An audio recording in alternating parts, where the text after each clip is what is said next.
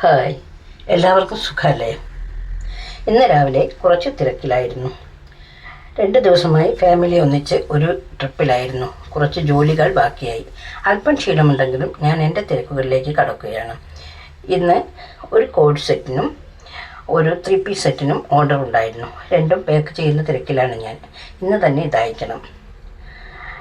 കൂട്ടത്തിൽ മറ്റു കാര്യങ്ങൾ നടക്കണം. ഇതെല്ലാം ഒന്ന് ടെസ്റ്റ് ചെയ്ത് നോക്കുകയാണ്, കുഴപ്പമൊന്നുമില്ലല്ലോ എന്ന്. എപ്പോഴും നമുക്ക് ഏത് തിരക്കിലും സന്തോഷം തരുന്ന കാര്യമാണ് ഇത്.